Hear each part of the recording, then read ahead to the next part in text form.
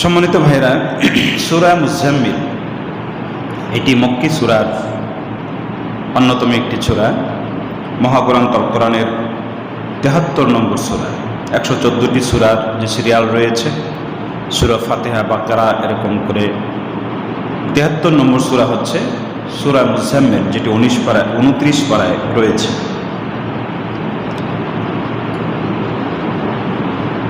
নবুয়তের ৩-৪ বছর যখন অতিবাহিত হচ্ছিল, রাসূলুল্লাহ সাল্লাল্লাহু আলাইহি সাল্লাম যখন প্রকাশ্যে দাওয়াত শুরু করলেন, তাবলীগ শুরু করলেন, মুফাসসিরগণ ধারণা করেছেন ঠিক সেই সময় এই সূরাটি নাজিল হয়েছে।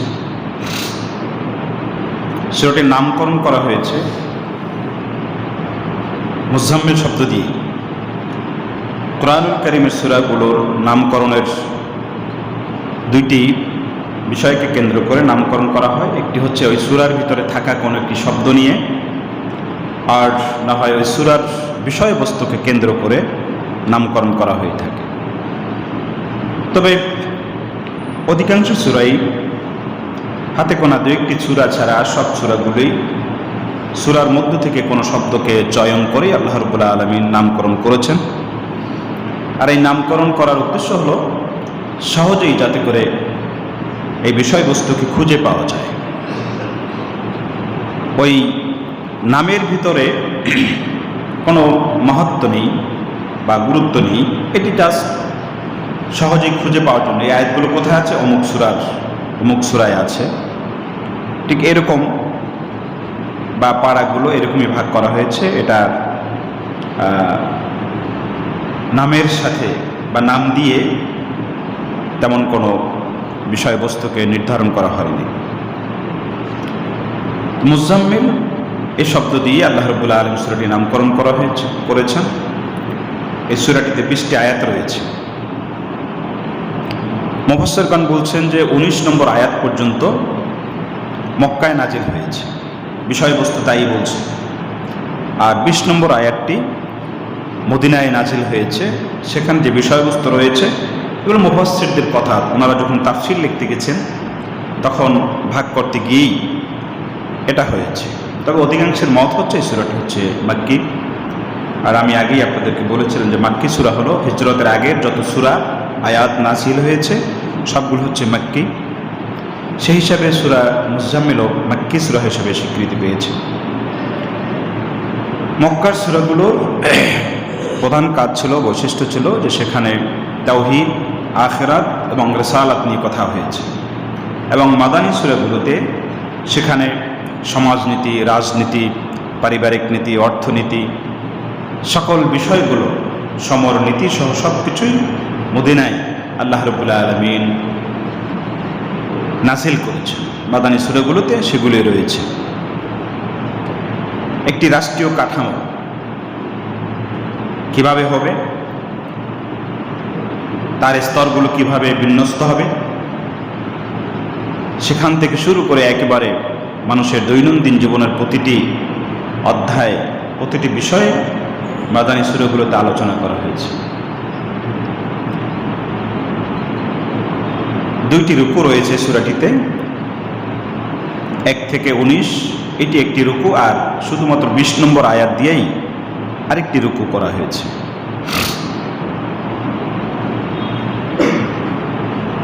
এই সূরাতে যে বিষয়গুলো আলোচনা করা হয়েছে, মূলত রাসূলুল্লাহ সাল্লাল্লাহু আলাইহি সাল্লাম ছিলেন একজন দায়ী।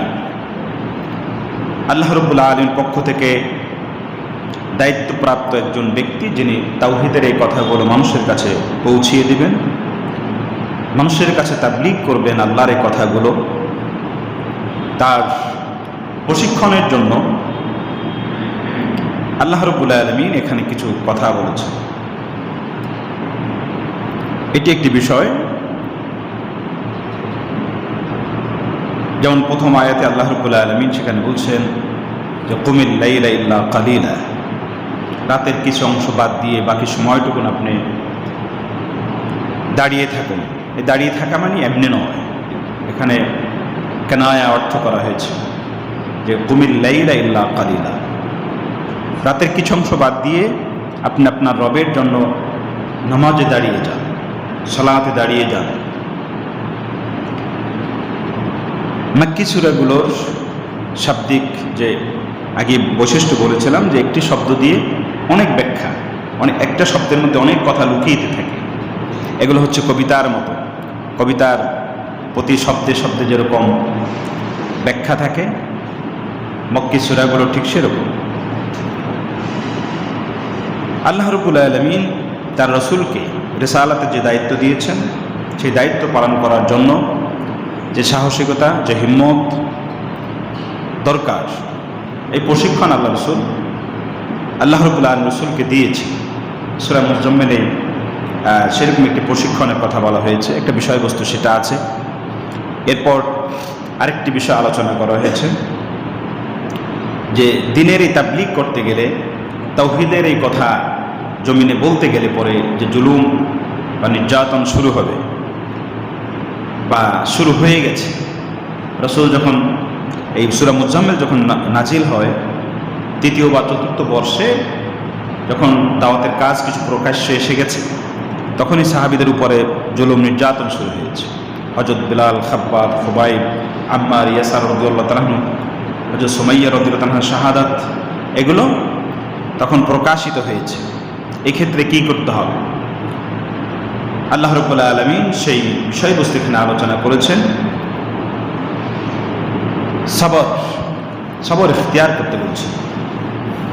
অসবির সবরান জামিলা।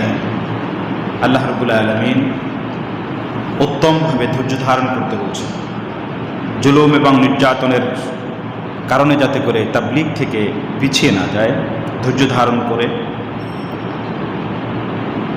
এরপর আরেকটি বিষয় এখানে আলোচনা করা হয়েছে, সেটি হলো যারা বিরোধিতা করছে, বিশেষ করে 15 থেকে 19 নম্বরে আয়াতে আল্লাহ রাব্বুল আলামিন সেখানে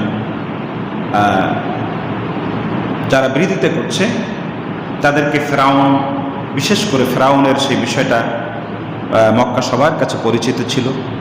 ফেরাউনের কি পরিণতি হয়েছিল, মুসা আলাইহিস সালামের সাথে বিরোধিতা করার কারণে আল্লাহ রাব্বুল কীভাবে শাস্তি দিয়েছেন, এটি আরবের মানুষের কাছে খুবই পরিচিত একটি বিষয় ছিল, আলোচিত একটি বিষয় ছিল। এই জন্য ফেরাউনের সেই পরিণতি এখানে তুলে ধরা হয়েছে। যারা বিরোধিতা করছো, শুনে রাখো, আমি মুসা আলাইহিস সালামের সাথে বিরোধিতা করার কারণে, আমার শরীয়তকে অস্বীকার করার কারণে, নবীকে অস্বীকার করার কারণে ফেরাউনকে যে শাস্তি দিয়েছি, আমি সেই শাস্তি দেওয়ার ক্ষমতা এখনও রাখি। এই বিষয়গুলো আল্লাহ রাব্বুল আলামিন আলোচনা করেছেন। এরপর আরেকটি বিষয় আলোচনা করেছেন যে পৃথিবীর সব কিছু থেকে বিচ্ছিন্ন হয়ে প্রেম আর ভালোবাসার একটি জায়গা নির্ধারণ করে নিতে হবে, আর সেটি হচ্ছে আল্লাহ সুবহানাহু ওয়া তাআলা। আল্লাহর সাথে এই সম্পর্ক, পৃথিবীর আর কারো কারোর সাথে সম্পর্ক নয়, সব কিছুকে বিচ্ছিন্ন করে দিয়ে আল্লাহ সুবহানাহু ওয়া তাআলার সাথে সম্পর্ক নিবেদিত হয়ে যেতে হবে। মুখলিসিন লাহুদ্দিন, এই কথাটি আল্লাহ রাব্বুল আলামিন অনেক জায়গায় বলেছেন। নিবেদিত হয়ে যেতে হবে আল্লাহর জন্য, তার ইবাদতের জন্য, তার বিধিবিধান পালনের ক্ষেত্রে এক চুল এদিক সেদিক করার কোনো সুযোগ নেই। নিজেকে আল্লাহর কাছে সুপর্দ করে দিতে হবে। বাতাবাত্তা দিলেহি তাবতিলা, একবারে আমার ভালো মন্দ যা কিছু আছে সব আল্লাহর হাতে সুপর্দ করে দিতে হবে। এই বিষয়টিও বেশ ভালোভাবে আল্লাহ রাব্বুল আলামিন আলোচনা করেছেন। এই 4-5টি বিষয় এসেছে বিষয়বস্তু হিসাবে।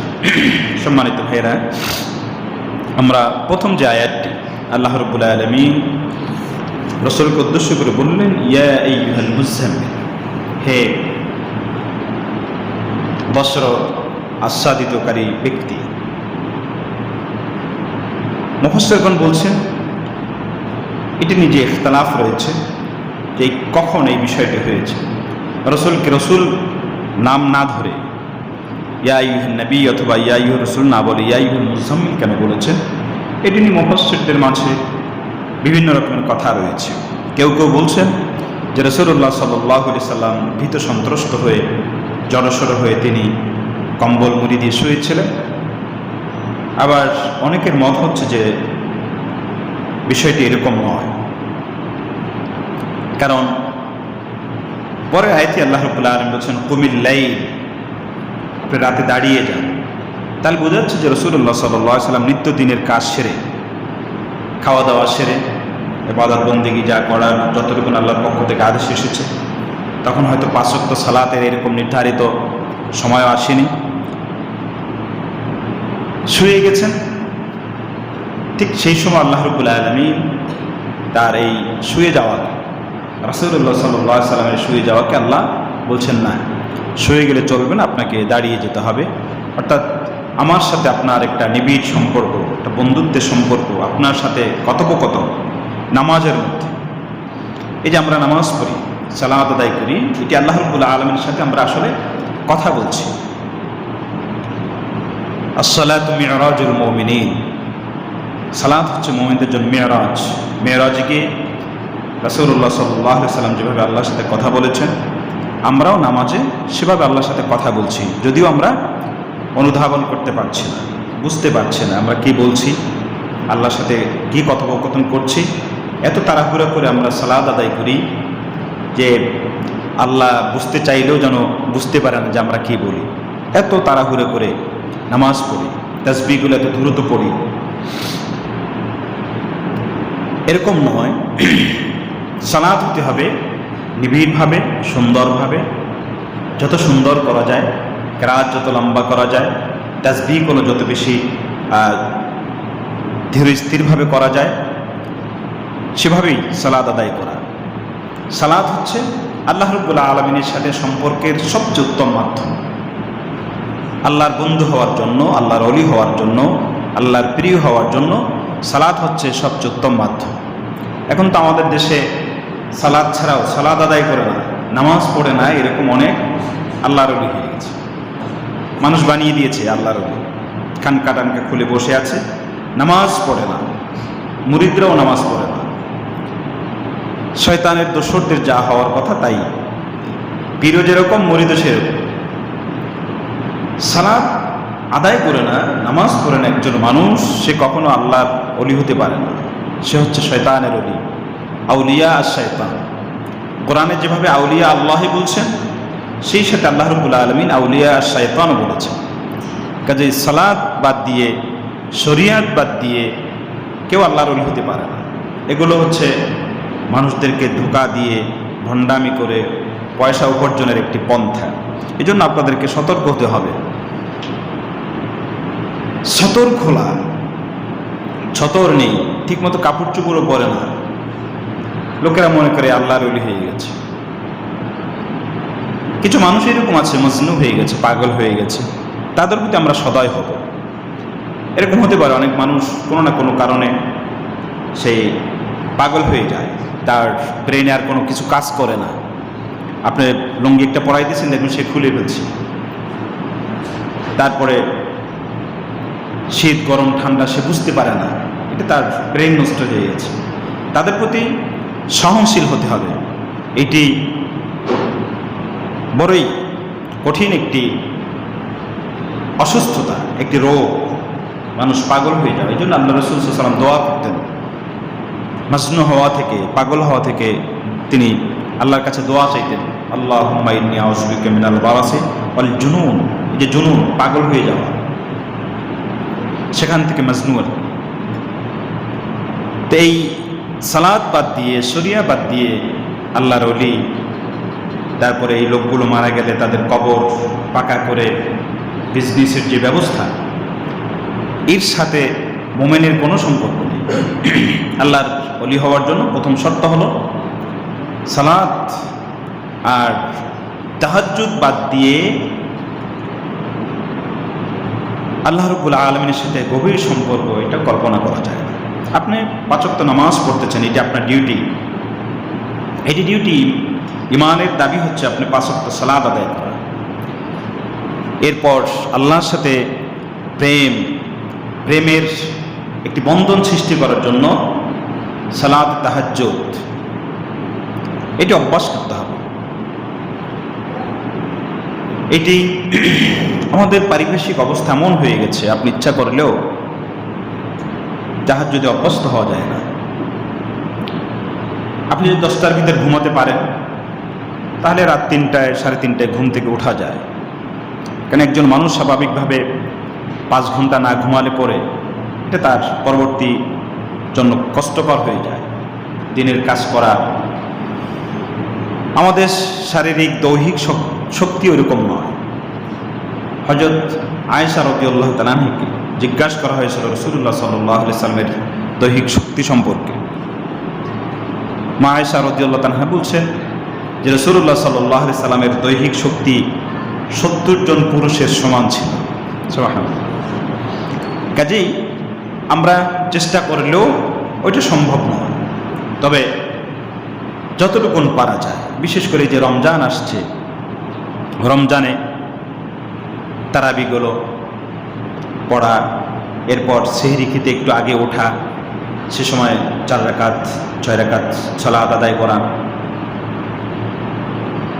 যতটুকু পারা যায়। এটা নির্ধারিত কোনো বিষয় নয়। রাতের সালাত আল্লাহ রাসূল সাল্লাল্লাহু আলাইহি ওয়াসাল্লাম 2 রাকাত করে পড়তেন। আপনি যতটুকু পারেন ততটুকু পড়বেন, অভ্যস্ত হওয়া। রাতের সালাত পড়বেন, দেখবেন মজাই আলাদা। একাকী যদি পড়া যায় দেখবেন আলাদা মজাই পাওয়া যাবে সেখানে। তবে দুর্ভাগ্য হলো যে আমরা কি পড়বো সালাতে? সূরা ইখলাস নামও জানে না, কুল্লুল্লাহর সূরা, এই 1-2টা সূরা মুখস্থ করছে, আর কিছুই জানে না। কি দিয়ে সালাত পড়বে মানুষ? রাসূলুল্লাহ সাল্লাল্লাহু আলাইহি সাল্লাম আল্লাহ বললেন যে কুমিল লাইল ইল্লা কালিলা, হে বস্ত্র আবৃত হয়ে শুয়ে থাকা ব্যক্তি উঠুন। রাসূলকে এই নামে ডাকলেন। ইমাম রাগিব রাহিমাহুল্লাহ তিনি বলছেন যে এর অর্থ আসলে সারাদিনের কাজকর্ম করে দুর্বল হয়ে যখন ঘুমিয়ে যায় মানুষ, স্বাভাবিকভাবে আমরা ঘুমাতে গেলে অনেকের এমন ঘুম চলে আসে, নাক ডাকা শুরু করে দেয়। আবার অনেকের আবার ঔষধ খাই ঘুমাইতে হয়। হয়তো আল্লাহ রাব্বুল আলামিন ওভাবেই ইঙ্গিত করে আল্লাহ রাসূলকে ওভাবে ডেকেছেন, ইয়া আইয়ুহাল মুজাম্মিল বলতে ডাকছেন যে হে দুর্বল হয়ে যাওয়া ব্যক্তি, অথবা আপনার উপরে যে জিম্মাদারি দেওয়া হয়েছিল সেই জিম্মাদারি ভুলে অলস হয়ে আপনি শুয়ে আছেন, এভাবে কেনায় অর্থ করেছেন। অথবা আপনার সারাদিন যে কাজ করেছেন, কাজের ভিতরে আপনার আন্তরিকতা ছিল না, হেয়ালিপনা ছিল, এরকম একটা উদ্দেশ্য করে আল্লাহ রাব্বুল আলামিন রাসূলকে ডেকেছেন। সঠিক অর্থ আসলে কেউ দিতে পারেনি কেন আল্লাহ রাব্বুল আলামিন রাসূলকে এই নামে ডাকলেন। ইয়া আইয়ুহান নবী অথবা ইয়া আইয়ুহার রাসূল না বলে ইয়া আইয়ুহাল মুজাম্মিল কেন বলেছেন? ওটা বলেই বললেন দাঁড়িয়ে যান আপনার রবের সামনে রাতের কিছু অংশ বাদ দিয়ে। কিছু অংশ বাদ দিয়ে কিন্তু পরবর্তীতে এইটাকে আরো কঠিন করা হয়েছে রাসূলের জন্য। সূরা দাহরে আল্লাহ বলছেন অমিনাল লাইলি ফাসজুদ লাহু ওয়াসাব্বিহুহু লাইলান তাওয়িলা। দাহরে আল্লাহ রাব্বুল আলামিন রাসূলকে বলছেন যে আপনি রাতের বেলায় আপনার রবের জন্য সিজদায় পড়ে থাকবেন এবং তাসবিহ পড়ে পড়ে রাত শেষ করবেন। সেখানে রাতের কোনো দেওয়া হয়নি, অপশন দেওয়া হয়নি। যদিও সূরা মুজাম্মিলের এই পরবর্তীতে আরেকটু কথা আল্লাহ রাব্বুল আলামিন বলেছেন, সুযোগ দেওয়া হয়েছে, কিন্তু সূরা দাহার এটা আরো পরে, দাহার আরো পরে নাজিল হয়েছে, কিন্তু সেখানে এই অপশনটাও শেষ করে দেওয়া হয়েছে। প্রথম অপশন কি ছিল? সেখানে আল্লাহ বলছেন যে নিসফা, রাতের অর্ধেক ঘুমাবেন আর অর্ধেক আপনি সালাতে কাটিয়ে দেবেন। আউইন কুস, অথবা একটু কমিয়ে নেবেন, অপশন দেওয়া হয়েছে। আউইন কুস মিনহু কলিলা, অর্ধেকের চেয়ে আরেকটু কম, আউজিদ আলাইহি, অথবা অর্ধেকের চেয়ে একটু বেশি সময়। 3টি কথা বলা হয়েছে, অর্ধরাত অথবা অর্ধরাতের চেয়ে একটু কম অথবা বেশি, এটা আপনার জন্য অপশন করে দেওয়া হয়েছে। কখনো শরীরের অবস্থা ভালো লাগবে আপনি অল্প রাত বাদ দিয়ে বাকিটা সময় নামাজ পড়বেন, আবার যেদিন একটু ক্লান্তি বেশি লাগবে সেদিন অর্ধরাতের চেয়ে কম পড়বেন, এভাবে সুযোগ করে দেওয়া হয়েছে। কিন্তু সূরা দাহরে এসে আল্লাহ রাব্বুল আলামিন ডাইরেক্ট বলে দিলেন যে মিনাল লাইলি ফাসজুদ লাহু, রাতের বেলা আপনি আপনার রবের জন্য সিজদায় পড়ে থাকুন। ওয়াসাব্বিহুহু লাইলান তাওয়ীলা, এবং দীর্ঘ রাতের দীর্ঘ সময় আপনি আপনার রবের তাসবিহ পড়তে থাকেন। সুবহানাল্লাহ, আলহামদুলিল্লাহ। এই যে তাসবিহগুলো, হযরত আয়েশা রাদিয়াল্লাহু তাআলা থেকে এরকম অনেকগুলো হাদিস রয়েছে যে আল্লাহ রাসূল সাল্লাল্লাহু আলাইহি সাল্লাম সিজদা দিয়ে, এক সিজদায় এরকম রাত কাটিয়ে দিয়েছে। সিজদায় পড়ে আছে, এক সিজদায় এভাবে রাত শেষ হয়ে গেছে। তাই কোরআনের এই আয়াতগুলো ঠিক আল্লাহ রাসূল এভাবেই আমল করেছেন। ফাসজুদ লাহু, তোমার রবের জন্য সিজদা দাও। আপনি সিজদা কয়টা দিলেন এইটা বিষয় না, বিষয়টা হলো আপনার সিজদাটা কতটুকু লম্বা হলো, আপনি তাসবিহ কতগুলো পড়তে পারলেন সেটা। এখন তো আমাদের সিজদা হচ্ছে ওই যে হাঁস মুরগিতে যে খাবার খায় সেরকম টুকটুক করে 2-4টা সিজদা মারতে পারলে হলো। কিছু মসজিদ আছে যেখানে নামাজ পড়তে গেলে খুবই বিরক্তি লাগে, এগুলো বিশেষ করে আমাদের সুন্নি মসজিদগুলোতে বেশি পাওয়া যায়। এদের ইমামগুলো যেরকম, মুক্তাদিগুলো সেরকম। রুকু থেকে দাঁড়ানোর পর একটুও সোজা হয়ে মানে আর বিরাম সেখানে দিবে না। সামি আল্লাহু লিমান হামিদা, রব্বানা লাকাল হামদ বলার সুযোগ নেই। ইমাম সাহেব সাথে সাথে আল্লাহু আকবার, সামি আল্লাহু লিমান হামিদা, আল্লাহু আকবার, সিজদায় চলে যায়, তাসবিহ নেই। এরপর সিজদা, এই তাসবিহ 3 বার সুন্দর করে পড়তে যাবেন, ইমাম সাহেব উঠে গেছে। আবার আপনি উঠে বসবেন, তাসবিহ মাঝখানে যে দোয়া আছে, দোয়া তো দূরের কথা, সোজা হয়ে বসার আগে আবার সিজদায় চলে যায়। কি যে এক অবস্থা সেখানে। অথচ সিজদাগুলো হতে হবে রুকুর চেয়ে লম্বা। রুকু একটু কম হবে কিন্তু সিজদা আরো বেশি হবে। রুকুর ব্যাপারে কোরআন তার দীর্ঘায়িতার ব্যাপারে কোনো কথা বলেনি, এবং রাসূলুল্লাহ সাল্লাল্লাহু আলাইহি ওয়াসাল্লাম রুকুতে বেশি সময় থেকেছেন বলে কোনো হাদিস নেই। কিন্তু সারা রাত এক সিজদায় কাটিয়ে দিয়েছেন এরকম হাদিস রয়েছে। এবং কোরআন সেই কথা বলছে, অমিনাল লাইলি ফাসজুদ লাহু, যে তোমার রবের জন্য রাতে সিজদায় পড়ে থাকো, আল্লাহর কুদরতি কদমে সিজদায় পড়ে থাকো। সিজদা হতে হবে লম্বা, রুকুর চেয়ে সিজদা বেশি হবে। তবে ফরজ সালাতের জন্য এটি নয়, এটি হচ্ছে নফল। তবে সেখানে হলো ফরজ নামাজ ধীরস্থিরভাবে হতে হবে, 2 সিজদার মাঝখানে বসা, এবং সিজদাগুলোতে তাসবিহগুলো সুন্দরভাবে, অন্তত 3টা তাসবিহ যাতে করে পড়া যায় সেরকম সুন্দরভাবে প্র্যাকটিস থাকতে হবে। নাহলে এই সালাত কোনো কাজ নেই, কোনো দাম নেই এই সালাতের।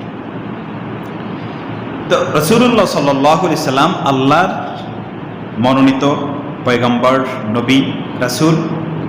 এরপরও দেখুন যে বিষয়গুলো, এগুলো হচ্ছে সম্পর্ক, হৃদ্যতা, ভালোবাসা। আল্লাহর সাথে ভালোবাসা হবে সালাতের মাধ্যমে, নামাজের মাধ্যমে। তাড়াহুড়া করা যাবে না, সালাত ওভাবে হতে হবে।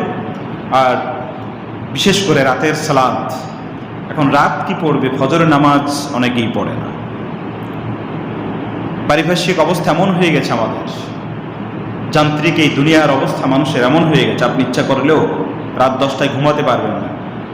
শীতের দিন যা একটু ভালো ছিলাম, জানলা দরজা সব বন্ধ করে খাতা মুড়ি দিয়ে ঘুমাইলে বাইরে আওয়াজগুলো আসতো না। এখন গরমের দিন জানলাগুলো খুলে দিলে চারিদিকে সে আওয়াজ, এরা হুজুরদের আওয়াজ, ভান্ডারিদের আওয়াজ, খাজা বাবাদের আওয়াজ, ওই মাইকে কি গান দিদারছে চলছে, সবাই সমান তালে চলছে। এখন অসহায় হয়ে গেছে আমরা, সব জায়গাতে একই অবস্থা। এটা কার বাড়ি, কোন বাড়ি, কি মর্যাদা ছিল, এগুলো সব ভুলে গেছে। ছোট ছোট ছেলে পেলে পয়সা করি হয়েছে, বাপও কিছু বলতে পারে না, বাপ চাচা দাদা কিছু বললেও এগুলো শোনে না। 3-4 দিন আগে বাড়িতে ছোট চাচার সাথে কথা বলছিলাম, রাত তখন প্রায় 10টার মতো, 9:45 হবে। হঠাৎ মনে পড়লো, একটা চাচাকে ফোন দিলাম, একটা জরুরি কথা ছিল। দেখি যে মোবাইল আওয়াজ আসতেছে, হিন্দি গানের আওয়াজ। তা আমি কি এত রাত্রে আপনি কোথায়? আমি তো ঘরে। তো হিন্দি গানের আওয়াজ কেন? তো আমাদের বাড়ির উপরে একটা বিয়ে চলছে। আস্তাগফিরুল্লাহ, আমাদের বাড়িতে এগুলো ঢুকে গেল কেন? এটা অনেক করে বোঝানো হয়েছিল, মানতেছে না। কিছু পয়সা হয়েছে, ঢাকা আসছে, গার্মেন্টসে চাকরি টাকরি করছে, বোনের বিয়ে, কারণ বাবার কথাও শোনে না, তার টাকা পয়সা সেগুলো কী করবে, খরচ করতে হবে। ডেকসেট নিয়ে আসছে, পুরা বাড়িতে দূরের কথা, অনেক দূর থেকে শোনা যায় কি যন্ত্র কতগুলো বাইর করছে বড় বড় করে, অনেক দূরে শোনা যায়। এগুলো কখন থামবে, কারো বিধিনিষেধ মানে না। আপনি ইচ্ছা করলেও যে হ্যাঁ ঠিক আছে আমার কাজবাজ নেই, একটু রাত্রে উঠবো, ফজর নামাজটা যাতে করে জামাতের সাথে আদায় করতে পারি, এর আগে একটু কোরআন তেলাওয়াত করবো বা একটু সালাত আদায় করব, আওয়াজে আপনি ঘুম হারাম করে দেয়। মুসলমান আমরা 90 জন মুসলমানের দেশ, ছেলে মেয়েদেরকে এগুলো বোঝাতে হবে। এইগুলো অপসংস্কৃতি এভাবে ঢুকে গেছে আমাদের মাঝে। এই যে পয়সা খরচ করছে, আল্লাহর কাছে হিসাব দিতে হবে। এই যে মানুষগুলোকে কষ্ট দিল, এর হিসাবও দিতে হবে। এখন ওইসব কি বলবে, হুজুরদের অবস্থা, মাহফিল শুরু করে এশার নামাজের পরে, মাইকিং করে এশার নামাজের পরে মাহফিল, 4-5 জন হুজুর আসে, রাত 1টা-2টা পর্যন্ত চলতে থাকে। অনেক সময় রাত্রে যখন উঠি দেখি যে এখনও চলতেছে তাদের কিচ্ছা কাহিনী, 3টা বেজে গেছে, 2:30 বেজে গেছে, এখনও চলতেছে। প্রধান আলোচক এখনও আসে নাই, সভাপতি আসে নাই, তখন রাত 2টা-2:30 বেজে যায়। সাধারণ মানুষকে কি বলবেন? এগুলো তো দায়িত্ব ছিল আমাদের আলেমদের সাবধান করা। এর পরিণতি কি? এই যে বিবাহ, গান বাজনা করা, বাদ্যযন্ত্র আনা, এগুলো পুরো বিবাহটাই তো হারাম হয়ে যায়।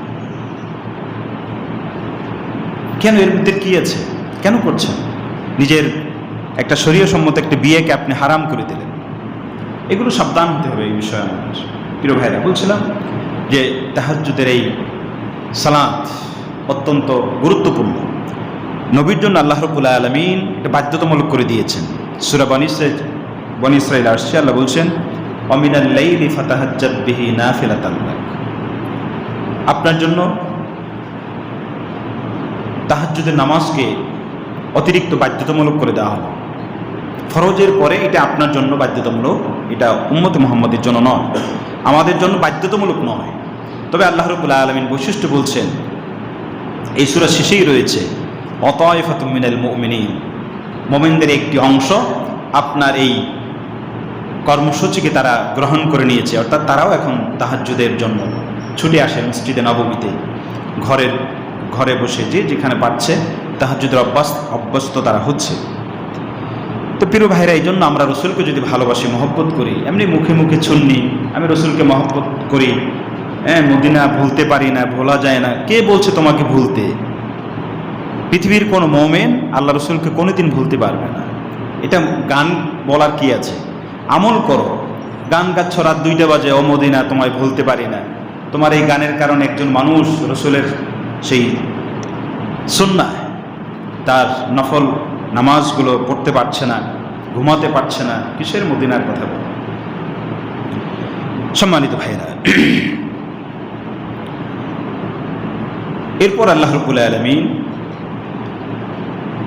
রাসূলকে যে সালাতের, নফল সালাতের প্রথমত দেখেন সূরা মুজাম্মিলে ইখতিয়ার দিয়েছেন, অর্ধেক রাত, একটু বাড়িয়ে একটু কমিয়ে, এরপর বললেন সারা রাত।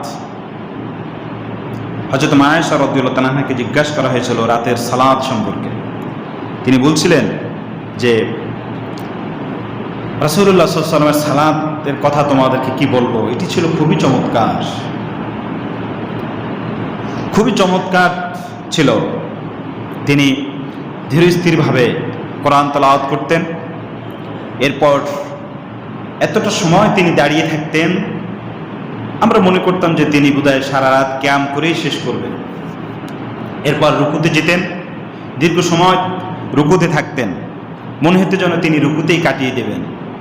এরপর আবার রুকুত থেকে দাঁড়িয়ে তিনি তাসবিহ তাহলিল পড়তেন, এত সময় মনে করতাম যে আল্লাহ রাসূল সিজদায় যাওয়া ভুলে গিয়েছেন। এইভাবে করে সুন্দর করে সালাত আদায় করতেন।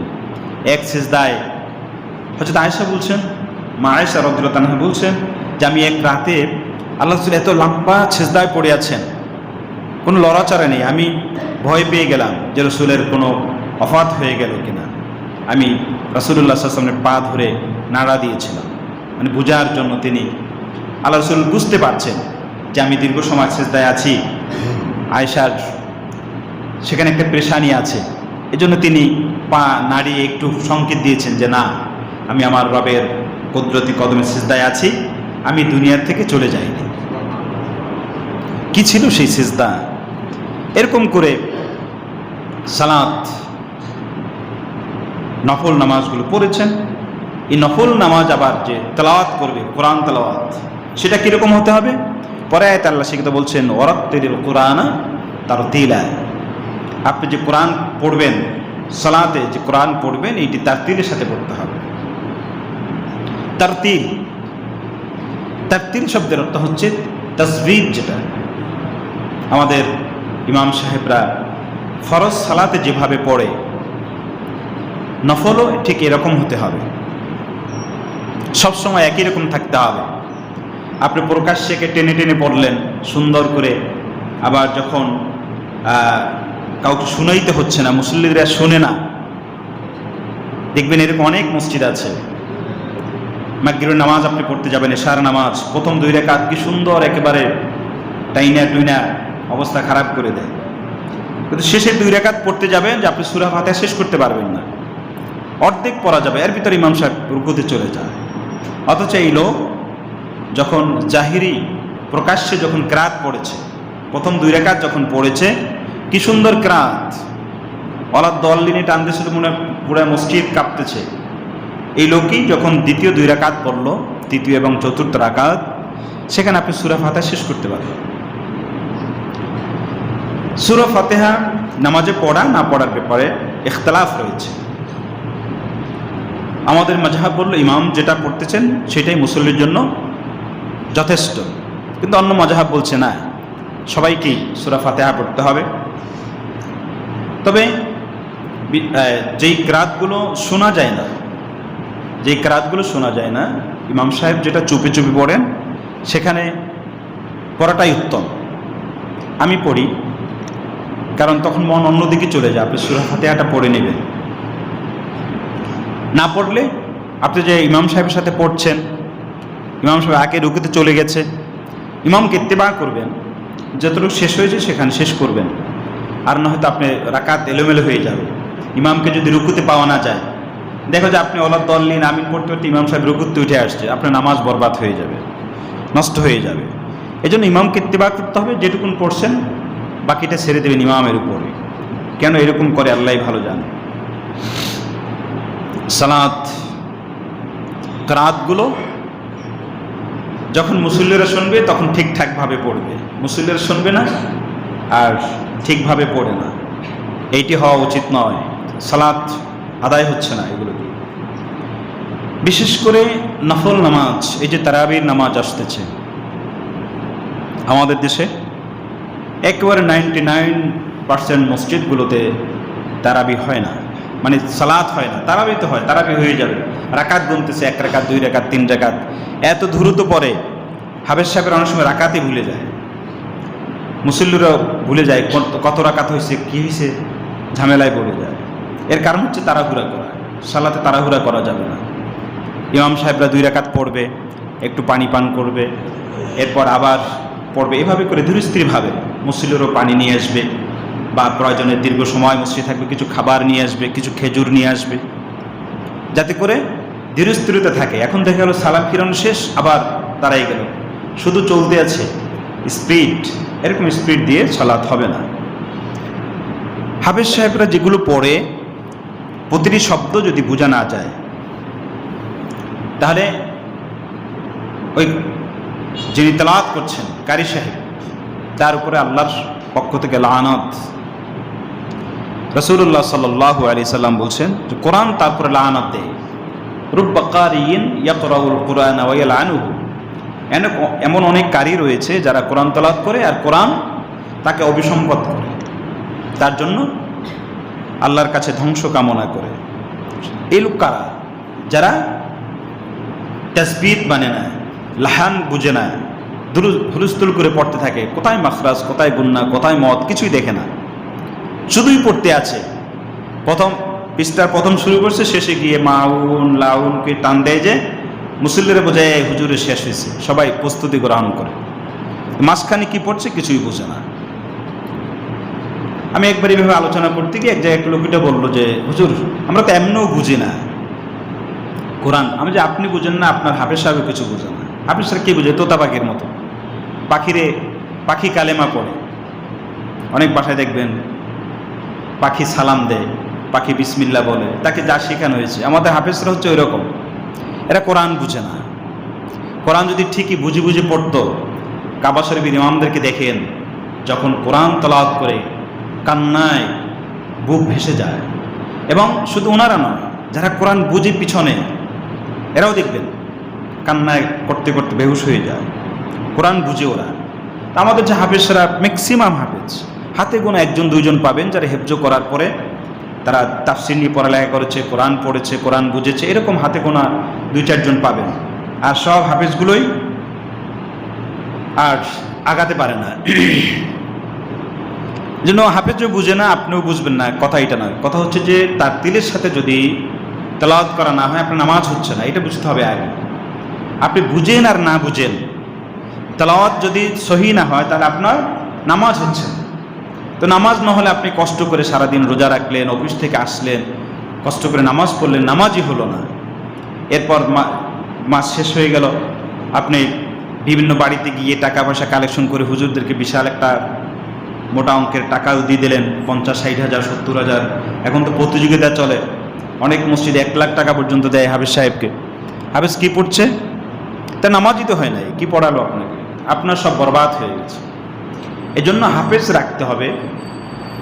আজকে এখানে যারা আসছেন মসজিদে, সবাই হয়তো এখানে সালাত পড়বেন না, চেষ্টা করবেন আপনাদের মসজিদগুলোতে যদি কমিটির উপরে কোনো প্রভাব থাকে আপনাদের, এটা বোঝাতে যে হাফেজ রাখতে হবে ওভাবে যারা ধীর স্থিরভাবে কোরআন পড়তে পারে, রুকু সেজদাগুলো যাতে করে ঠিকমতো আদায় করে, এইরকম। আর না হয় সেখানে অ্যাটেন্ড করে আপনার কোনো লাভ হবে না, আপনার নামাজই হলো না। এত কষ্ট করবেন, তার চেয়ে নিজে সূরা নামাজ পড়া, 2-4 জন মিলে নামাজ পড়বেন ধীর স্থিরভাবে যতটুকুন জানেন। বা এমন একজন লোককে ঠিক করবেন যে ভাই তুমি সূরা দিয়ে আমাদেরকে পড়াও। সূরা আর কোরআনে একই, সূরা যেগুলো পড়বে এগুলো কোরআনের অংশ। এই সূরা ফিল বলেন, মাউন বলেন, এগুলো কোরআনের অংশ। সূরা তারাবি ভাগ করছে কীভাবে? সূরা তারাবি বলতে অর্থাৎ ওই সূরা মাউন, ফিল, কাউসার এইগুলো দিয়ে এটা সূরা তারাবি। আরেকটা হচ্ছে খতম তারাবি, একেবারে সূরা বাকারার আলিফ লাম থেকে শুরু করে যেটা পরে এটার নাম দিয়েছে খতম তারাবি। আসলে সবই তারাবি। তো এরকম একজনকে রাখবেন যে ভাই তুমি ধীরস্থিরভাবে পড়বে, যা পড়বে সুন্দরভাবে ওই ইমাম সাহেব যেরকম ফরজ নামাজে পড়ে ওই রকম করে পড়বে, এতে কোনো সমস্যা নেই। আপনাকে যে কোরআন খতম শুনতেই হবে এরকম কোনো বাধ্যবাধকতা নেই। এটা আছে শুধু এই ভারত, পাকিস্তান, বাংলাদেশ এই অঞ্চলেই তারাবি নিয়ে যত বাড়াবাড়ি, এটা আর কোথাও নেই। এজন্য কোরআন তেলাওয়াত যদি সহি না হয়, আপনি কার পিছে নামাজ পড়ছেন? কোরআন তো তাকে অভিসম্পদ করছে। রুব্বা কারিন ইয়াকরাউল কুরআন ওয়া ইয়ালআনুহু, এমন অনেক কারি আছে যারা কোরআনের তাহরিফ করার কারণে, এই হুলস্থুল করার কারণে, কোরআন ঠিকঠাকভাবে উচ্চারণ করার কারণে তার উপরে কোরআন লানত দিচ্ছে। কোরআন শুনতে হবে, যেই তেলাওয়াত করবে এবং যে শুনবে। আমরা তো কোরআন শুনতে আসছি, সালাত আদায় করব, সেই সাথে কোরআন তেলাওয়াত শুনব। যে তেলাওয়াত করবে তারও যতটুকুন সওয়াব, যে শুনবে তারও ততটুকুন সওয়াব। এখন শোনাটা যদি লফজ না হয়, শব্দটা যদি বুঝতেই না পারেন, হুম কুম এই যে শব্দগুলো, এটা তো আমরা বুঝি, কানে যে শব্দটা আসে, এটা যদি না হয় তাহলে কারো সওয়াব হলো না। এক হলো সওয়াব হলো না, এই যে কষ্ট কেন করছি তারাবি, খতম তারাবি, যে তারাবিও হলো, এক খতম কোরআন শুনতে পারলাম, এই জন্যই খতমে তারাবির আয়োজন। না হলে তারাবিতে খতম পড়ানোর কোনো প্রয়োজন ছিল না। আপনি ছোট ছোট সূরা দিয়ে 12-20 রাকাত নামাজ আপনি তাড়াতাড়ি শেষ করে যেতে পারেন। কিন্তু এই লম্বা সময় আমরা কেন দাঁড়িয়ে থাকবো? এক খতম কোরআন আমরা শুনবো, যদি শোনাই না যায়, বোঝাই না যায়, সব বরবাদ হয়ে যাবে। কোরআন তেলাওয়াত হতে হবে আরবের সুরে হতে হবে। হযরত হুযায়ফা রাদিয়াল্লাহু তাআলা আনহু বলছেন যে আল্লাহ রাসূল সাল্লাল্লাহু আলাইহি ওয়াসাল্লাম বলছেন, ইকরাউল কুরআনা বিল হুনিল আরব ওয়া সাউতিহা, তোমরা যখন কোরআন তেলাওয়াত করবে আরবের লোকদের লাহান যেরকম, তারা যেখান থেকে যে অক্ষরটা যেভাবে উচ্চারণ করে ঠিক ঠিক সেভাবেই মদ গুন্না মাখরাজ যেভাবে পড়ে সেভাবেই, এবং তারা যে সুর দেয়, যে সাউথ, যে কণ্ঠ যেভাবে দেয় আর কি সুর, সেভাবেই আরবের মতো হতে হবে। আলহামদুলিল্লাহ আমাদের দেশে এখন প্র্যাকটিস চলছে। এই যে পিএসপি একটা বিশেষ আয়োজন করে থাকে এনটিভিতে সম্ভবত, এখানে সুন্দর যে ছেলেগুলো তেলাওয়াত করে মাশাআল্লাহ অনেক সুন্দর, ওই সমস্ত হাফিজদেরকে হায়ার করে নিয়ে আসবেন যে আসো আমাদেরকে একটু তারাবি শোনাও। এগুলো শুনবেন, সবার জন্য ফায়দা হবে। ওই আগের দিনের ওই যে গুনগুন করে পড়বে কিছু বোঝা যায় না, এটা পরিহার করতে হবে। কোরআন হতে হবে আরবের লাহান এবং আরবের সুরে হতে হবে। একজন বিশিষ্ট তাবি ইয়ালা ইবনে মামলুক রাহিমাহুল্লাহ, সাহাবীদেরকে যারা দেখেছেন, সাহাবীদের থেকে জ্ঞান অর্জন করেছেন, তাদেরকে বলা হয় তাবিঈ। এরকম একজন প্রসিদ্ধ তাবি হচ্ছেন ইয়ালা ইবনে মামলুক রাহিমাহুল্লাহ। সাহাবীদের পরে আর যত বুজুর্গরা আছেন সবাইকে তাদের নামের শেষে রহিমাহুল্লাহ এবং সাহাবীদের নাম শুনলে রাদিয়াল্লাহু তাআলা আনহু পড়তে হয়। যদিও আমাদের দেশে এখন বেশ একটা চালু হয়েছে, ওই যে আউলিয়া একরামদের নাম দিয়ে তাদের নামের সাথে রাদিয়াল্লাহু তাআলা আনহু বলে ফেলে। আহলে সুন্নাত ওয়াল জামাত আবার চিটাগাংয়ের এটা না, মেড ইন চিটাগাংয়ের আহলে সুন্নাত না, আহলে সুন্নাত ওয়াল জামাত যেটা, অর্থাৎ সাহাবীদের রেখে যাওয়া যে সুন্নাহ, যেটা ওই সুন্নি চিন্তা অনুযায়ী সাহাবী পর্যন্তই এটা সীমাবদ্ধ রাদিয়াল্লাহু তাআলা আনহু। এরপর সব রহিমাহুল্লাহ, আল্লাহ তাদের প্রতি রহম করুন দোয়া। আর রাদিয়াল্লাহু তাআলা আনহু মানে হচ্ছে আপনি সার্টিফাই করে দিলেন যে আল্লাহ তাদের প্রতি রাজি হয়েছেন, সন্তুষ্ট হয়েছেন। এই পার্থক্যটুকুন বোঝা দরকার। হযরত উম্মে সালমা রাদিয়াল্লাহু তাআলা আনহাকে ইয়ালা ইবনে মামলুক রাহিমাহুল্লাহ জিজ্ঞাসা করেছেন যে রাসূলুল্লাহ সাল্লাল্লাহু আলাইহি সাল্লাম কিভাবে কিরাত পড়তেন, কোরআন কিভাবে তেলাওয়াত করতেন। তিনি বললেন যে ফাইদা তানাত কিরাআতুন মুফাসসারাতান হারফান হারফান, রাসূল সাল্লাল্লাহু আলাইহি ওয়াসাল্লাম যখন কোরআন তেলাওয়াত করতেন প্রত্যেকটা হরফ বোঝা যেত। হরফ মানে হচ্ছে অক্ষর, অক্ষর বোঝা যেত। এইটা হা, এইটা বা, এইটা মিম, এতটা সুন্দরভাবে তিনি তেলাওয়াত করতেন। অক্ষর বুঝতে হয়, আমরা তো শব্দও বুঝি না। উম্মে সালমা রাদিয়াল্লাহু তাআলা আনহা বলছেন যে রাসূলুল্লাহ সাল্লাল্লাহু আলাইহি ওয়াসাল্লাম যখন কোরআন তেলাওয়াত করতেন প্রত্যেকটা হরফ বোঝা যেত, প্রত্যেকে কোনটা উচ্চারণ করেছেন স্পষ্টই বোঝা যেত। এই জন্য প্রিয় ভাইরা, কোরআন তেলাওয়াত, রমজান মাস আসছে, আমাদের দুর্ভাগ্য অনেকেই কোরআন তেলাওয়াত জানে না। যাও ছোটবেলায় শিখেছে ভুলে গেছে। একটু পরিকল্পনা করুন, কোরআন তেলাওয়াত করতে শিখুন। যারা কোরআন তেলাওয়াত করতে জানেন, শুদ্ধতা নেই, অশুদ্ধ তেলাওয়াত করেন, কিভাবে শুদ্ধ করা যায় রমজান মাসটাকে একটু পরিকল্পনায় নিয়ে আসুন। আল্লাহ সুবহানাহু ওয়া তাআলা আমাদেরকে আল্লাহ রাব্বুল আলামিনের সাথে প্রেম, তার সাথে ভালোবাসার জন্য যে তাহাজ্জুদের সালাত, এটি যেন আমাদেরকে পড়ার তৌফিক আল্লাহ দেন। বিশেষ করে রমজান মাসে আমরা তারাবির মাধ্যমে আল্লাহর সাথে একটি গভীর সম্পর্ক তৈরি করতে চাই। এই ক্ষেত্রে আমাদেরকে বাছাই করতে হবে কোন মসজিদগুলোতে ধীর স্থিরভাবে সালাত চলে, তেলাওয়াত চলে, হাফেজ সাহেবরা ধীর স্থিরভাবে নামাজ পড়ায়, সেই মসজিদগুলো বাছাই করতে হবে। আর যদি একান্ত পারা না যায় তাহলে নিজেরা একটা ছোট্ট আয়োজনের মাধ্যমে সুন্দরভাবে সালাতের মাধ্যমে আমরা রমজান মাসে আল্লাহর সাথে গভীর সম্পর্ক গড়ে তুলব ইনশাআল্লাহ। আল্লাহ সুবহানাহু ওয়া তাআলার কাছে এই প্রার্থনা করছি, রমজান মাসটি যাতে করে মোবারকপূর্ণ মাস আমরা সবাই ভালো থেকে সুস্থতার সাথে পালন করতে পারি, আল্লাহর কাছে সেই প্রার্থনা আমরা রাখছি। সেই সাথে আরেকটু কথা বলছি, হয়তো আগামী জুমা বোধহয় আমরা পাবো শবে বরাতের আগেই। এই যে শবে বরাত, শবে বরাতের যে আয়োজন, এটি সম্পূর্ণ বিদআত একটি আয়োজন। শবে বরাত একটি বড় রাতের একটি রাত। হাদিসে এতটুকু আসছে যে আল্লাহ রাব্বুল আলামিন বিশেষ বিশেষ বোনাস দিয়ে থাকেন। এই যে আপনার ফ্যাক্টরিতে চাকরি করেন, বুঝবেন যারা বিভিন্ন ফ্যাক্টরিতে আছেন, যে কোম্পানি বিভিন্ন সময় বোনাস দিয়ে থাকে। এটা সারা বছর দেয় না, বিশেষ বিশেষ দিনগুলোতে দিয়ে থাকে। রমজানে, তারপরে কোরবানিতে, বাৎসরিক বোনাস এভাবে দিয়ে থাকে। আল্লাহ রাব্বুল আলামিন এরকম বিশেষ কয়েকটি রাতে বোনাস দিয়ে থাকেন। এর একটি রাত শবে বরাত, অর্থাৎ নিসফ শাবান, শবে বরাত নামে কোনো শব্দ হাদিসে নেই। এটা আসছে ফার্সি থেকে। আমাদের বাংলা ভাষার মধ্যে অনেক শব্দ রয়েছে যেগুলো ফার্সি শব্দ, শবে বরাত ওখান থেকে আসছে। কিন্তু এই রাতে উৎসাহিত করা হয়েছে সালাতের ব্যাপারে। ওই রাতে তাহাজ্জুদ পড়বেন, ওই রাত্রে তাসবিহ তাহলিল করবেন, কোরআন তেলাওয়াত করবেন, সব ঠিক আছে। কিন্তু বিশেষ খানার আয়োজন, তারপরে এই যে ঘোরাঘুরি করা, মসজিদগুলো সাজানো, মনে হয় যেন এখানে বিয়ে বাড়ি, এগুলো সম্পূর্ণ বিদআতি কাজ। মসজিদগুলো যেভাবে সাজায় হাজার হাজার টাকা খরচ করে কেন করছে? এগুলো জায়েজ নেই, এগুলো করা ঠিক হবে না। মসজিদগুলো কেউ যদি ইবাদত করতে চায় খোলা রাখবেন, ঠিক আছে, আসেন, যার মন চায় কেউ কোরআন তেলাওয়াত করবে, কেউ নফল নামাজ পড়বে, কেউ আল্লাহর কাছে আকুতি মিনতি করে কিছু চাইবে, সব ঠিক আছে।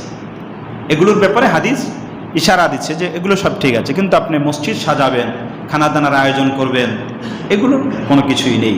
এজন্য আমরা সাবধান থাকবো, সকল বেদাতগুলো বোঝার চেষ্টা করি, আস্তে আস্তে জীবন থেকে এগুলো বর্জন করার চেষ্টা করি। আল্লাহ যেন আমাদেরকে সব কিছু বুঝে বুঝে আমল করার তৌফিক দান করেন। এই কথাটুকুন রেখে এই আলোচনা শেষ করছি। ওমা তৌফিক ইল্লা বিল্লাহ। আসসালামু আলাইকুম ওয়া রাহমাতুল্লাহ।